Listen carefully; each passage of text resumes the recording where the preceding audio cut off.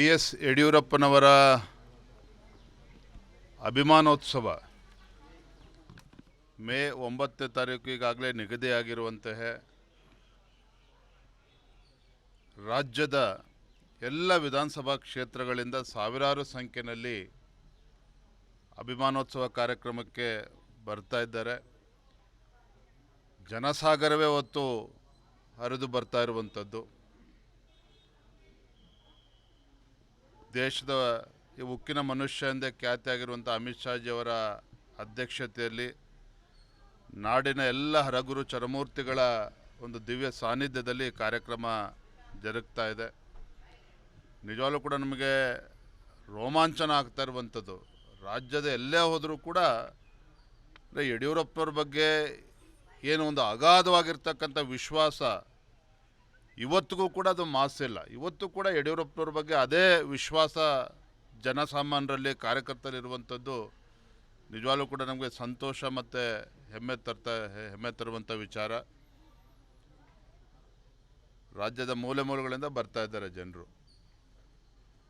ಈಗಾಗಲೇ ತಮಗೆ ಮಾಹಿತಿ ಸಿಕ್ಕಿರುವ ಹಾಗೆ 8ನೇ ತಾರೀಕು ಸಂಜೆ 5 ಗಂಟೆಗೆ ಪುರಪ್ರವೇಶ. ಯಡಿಯೂರಪ್ಪನವರು ಬೆಂಗಳೂರಿನಿಂದ ಚಿತ್ರದುರ್ಗಕ್ಕೆ ಬರ್ತಾರೆ. ಸಾವಿರಾರು ಸಂಖ್ಯೆಯಲ್ಲಿ ಅವತ್ತು ಕೂಡ ಅಭಿಮಾನಿಗಳಿರ್ತಾರೆ.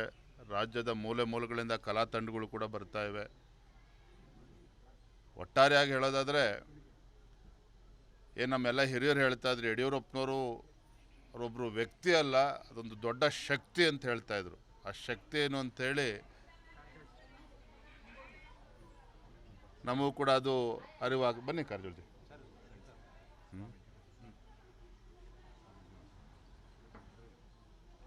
ಸಾವಿರಾರು ಸಂಖ್ಯೆಯಲ್ಲಿ ನಾಡಿನ ಪರಮ ಪೂಜ್ಯರು, ಜಗದ್ಗುರುಗಳು, ಎಲ್ಲ ಸಮಾಜದ, ಎಲ್ಲ ಜಾತಿ, ಎಲ್ಲ ಸಮಾಜದ ಮಠಮಾನ್ಯ ಗುರುಗಳು ಎಲ್ಲರೂ ಕೂಡ ಈ ಕಾರ್ಯಕ್ರಮದಲ್ಲಿ ಭಾಗವಹಿಸ್ತಾ ಇದ್ದಾರೆ. ಭಾಳ ಅಪರೂಪವಾಗಿರ್ತಕ್ಕಂಥ, ಭಾಳ ವಿಶೇಷವಾಗಿರ್ತಕ್ಕಂಥ ಕಾರ್ಯಕ್ರಮ. ನಾವೆಲ್ಲರೂ ಕೂಡ ಎದುರು ನೋಡ್ತಾ ಇದ್ದೇವೆ. ನಮ್ಮೆಲ್ಲ ಕಾರ್ಯಕರ್ತರು ಕಳೆದ 15-20 ದಿನದಿಂದ ಸಾಕಷ್ಟು ಶ್ರಮವನ್ನು ಕೂಡ ಹಾಕ್ತಾ ಇದ್ದಾರೆ. ನಿನ್ನೆ ಮೈಸೂರು ಪ್ರವಾಸ ಮುಗಿಸ್ಕೊಂಡು ಬೆಂಗಳೂರಿಗೆ ಬಂದಾಗ ತಂದೆಯವ್ರ ಜೊತೆಲಿ ಮಾತನಾಡ್ತಿದ್ದೆ. ಪಾಪ ಯಡಿಯೂರಪ್ಪನ ನೋಡಿ ಅವ್ರು ಎಷ್ಟು ಕಾಳಜಿ ಅಂತ ಹೇಳಿದ್ರೆ, ಇಲ್ಲಪ್ಪ ನೀವು ರಾಜ್ಯದ ಮೂಲೆ ಮೂಲೆಗಳಿಂದ ಬಸ್ಸು ಕಾರುಗಳು ತೆಗೆದುಕೊಂಡು ಬರ್ತಾರೆ, ಎಲ್ರಿಗೂ ಮಾಹಿತಿ ಕೊಡಬೇಕು, ನಿಧಾನವಾಗಿ ಬರಬೇಕು, ಅವರೆಲ್ಲರೂ ಕೂಡ ಊಟ ಉಪಚಾರ ವ್ಯವಸ್ಥೆ ಸರಿಯಾದ ರೀತಿಯಲ್ಲಿ ಆಗಬೇಕು.